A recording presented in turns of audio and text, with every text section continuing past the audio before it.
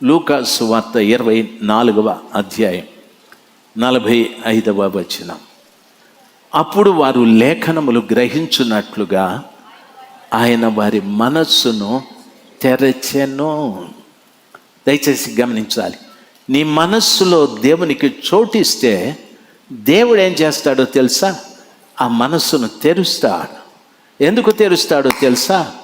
దేవుని లేఖనములను గ్రహించున్నట్లు నీ మనస్సును ఆయన తెరుస్తాడు. బాగా గమనించాలి. దేవుని పిల్లలు బాగా వినాలి. ఒక భార్య భర్త ఉండేవారు. వారు పేద భార్య, కూలీ చేసుకునేవాళ్ళు. ఇద్దరు కలిసి ఒక మేస్త్రి దగ్గర సిమెంట్ కలపటానికి, రాళ్ళు అందించడానికి వెళ్ళేవారు. అమ్మాయి కాస్త అందంగా ఉంటుంది. ఆ మేస్త్రి ఆ అమ్మాయితో సంబంధం పెట్టుకున్నాడు.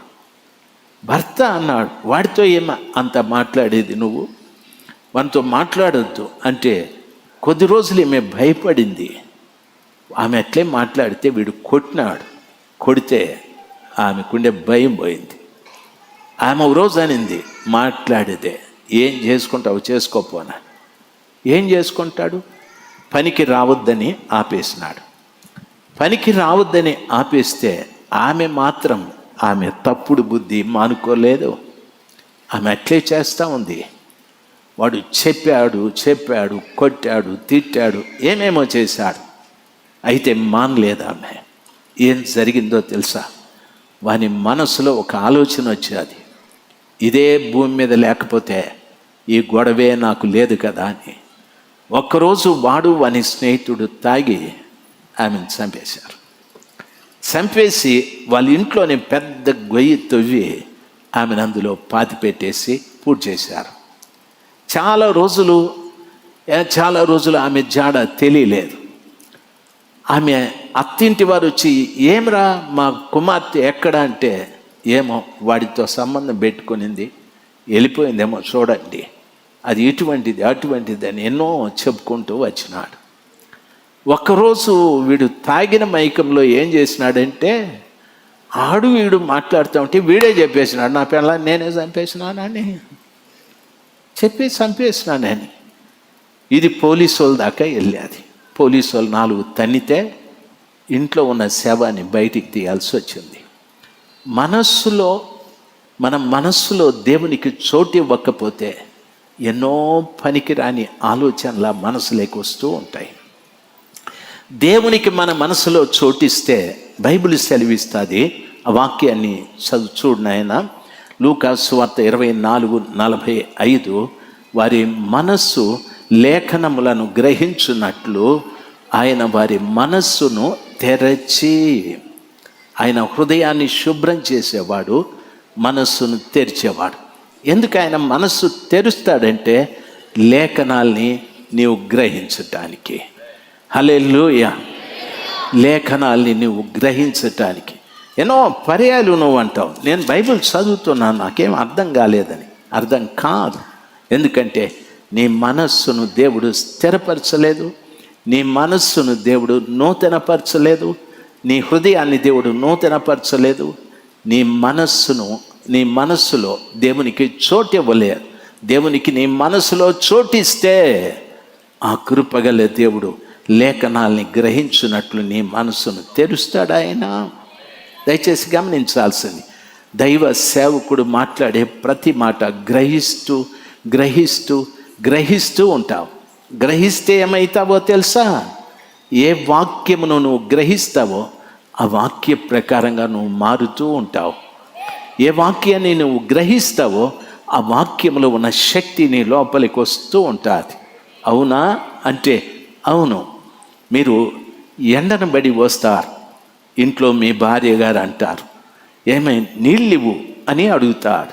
ఆగండి, నేను జ్యూస్ ఇస్తానని చెప్తాది. అమ్మ ఒక గ్లాసుడు నీళ్ళు తీసుకొని నిమ్మకాయ కోసి ఒక నిమ్మకాయని బాగా పిండుతుంది. నీళ్లు తాగినప్పుడు చప్పగుంటుంది. నిమ్మకాయ పిండిన తరువాత ఆ నీళ్ళు ఎట్లుంటాయి? నేనేదో ఇంగ్లీష్ గ్రామర్ అడిగినట్లు మీరేదో బిత్తరపోయి చూస్తూ ఉంటారు. నీళ్ళు ఎట్లుంటాయి? ఫుల్గా. అది చెప్పండి. నీళ్ళ అని అట్లా చూస్తారు. ఏంది నీళ్ళు పుల్లగుంటాయి. ఎందుకో తెలుసా? ఆ నీరు నిమ్మకాయ రసంలో ఉన్న పులుపును గ్రహించేది కాబట్టి నీళ్ళు నిమ్మకాయ రసంలాగా మారిపోయాది. తర్వాత అమ్మ చక్కెర కూడా కొంత వేస్తుంది. అప్పుడేమవుతుంది? పుల్ల పుల్లగా తీతీగా అవుతుంది. అంటే నీళ్లు దాని లోపల వేసిన ప్రతి పదార్థమును గ్రహించి ఆ ప్రకారంగా మారుతూ ఉంటుంది. దేవుని వాక్యం సెలవిస్తుంది, నీ మనస్సును దేవుడు తెరిచినప్పుడు లేఖనములను మీరు గ్రహిస్తారు. గ్రహించినప్పుడు ఏ లేఖనాన్ని నువ్వు గ్రహిస్తావో ఆ లేఖనం ప్రకారంగా మారిపోతూ ఉంటావు. హల్లెలూయా. ఎవరో నీకు చెప్పాల్సిన పని లేదు. ఏమయ్యా నువ్వు ఇట్లుండాలి అట్లుండాలి అని చెప్పాల్సిన పని లేదు. ఎందుకు చెప్తారో తెలుసా? నీ మనస్సు ఇంకా దేవుడు తెరవలేదు కాబట్టి. ఎందుకు దేవుడు నీ మనస్సు తెరవలేదో తెలుసా? దేవుడు క్రొత్త మనస్సును స్థిరంగా నీలో పుట్టించలేదు కాబట్టి. ఎందుకు మనస్సు దేవుడు క్రొత్తగా పుట్టించలేదో తెలుసా? నీ హృదయం శుభ్రము కాలేదు కాబట్టి. అక్కడ నుండి నీ మనస్సు దాకా భక్తుడు అంటాడు, నీ మనస్సులో దేవునికి చోటు ఇవ్వలేదు గనుక భ్రష్ట మనసుకు అనేకమైన చెడు కార్యాలు చేయటానికి భ్రష్ట మనసుకు నిన్ను అప్పగించేశాడని ప్రభు చెప్తాడు. అది మన జీవితంలో ఎవ్వరికీ కలగకుండునుగాక. ప్రతి మనస్సులో దేవునికి చోటు ఇత్తురుగాక. ప్రతి మనస్సును దేవుడు తెరిచి ఆయన లేఖనములను గ్రహించి ఆయన లేఖనానుసారముగా జీవించి ఆయన లేఖనంలో ఉన్న శక్తిని కలిగి ఆ కృపగల దేవుడు పిలిచినప్పుడు నేరుగా ఆయన దగ్గరికి వెళ్ళి తెరిచిన తలుపులో నుండి పరలోకంలోకి ప్రవేశింతుముగాక. హల్లెలూయా, హల్లెలూయా. ప్రభుల వారు అంటున్నారు, నేను మీ కొరకు తలుపు తెరిచి ఉన్నాను. ప్రభుల వారు చెప్తున్నమాట, ఆయన పరలోకంలో తెరిచిన తలుపులో నేను ప్రవేశించటానికి నా కళ్ళు తెరవబడాలి, నా చెవులు తెరవబడాలి, నా నోరు తెరవబడాలి, నా హృదయము తెరవబడాలి. ఇన్నింటిలో మార్పు వస్తే ఒక్కరోజున ప్రభు పిలుస్తాడు. ఆ దినమున ఆ బోర లాంటి శబ్దాన్ని విని నా చెవులు నేను ఆయన దగ్గరికి వెళ్తాను. ప్రభుల వారు అంటాడు, నా కుమారుడా రా, నీ కొరకే నేను తలుపు తెరిచాను. నా కుమార్తె రా, నీ కొరకే నేను తలుపు తెరిచాను అంటాడు. ఎంత సంతోషమో! ఆ దినం ఎప్పుడో ఎవరికీ తెలియదు. బహుశా రేపు కావచ్చు, బహుశా ఎల్లుండి కావచ్చు, బహుశా ఇంకో మాసం కావచ్చు. ఏ రోజు వచ్చినా ఆ రోజు ఆ తెరిచిన పరలోకంలో తెరిచిన ఆ తలుపులో గుండా నువ్వు పరలోకానికి వెళ్ళటానికి సిద్ధంగా ఉండాలి. నీవు అక్కడికి వెళ్ళిన తరువాత నీవెవరో నాకు తెలియదని ఆ తలుపు మూసివేసేటట్లుగా మన జీవితాలు ఉండకూడదు. మొదటిది మన కన్నులు, రెండవది చెవులు తెరవాలి, మూడవది, నాలుగవది అప్పుడు ప్రభు ఏం చేస్తాడు? పరలోకపు తలుపు తెరుస్తాడు. అందరి కళ్ళు మూసుకుందాం.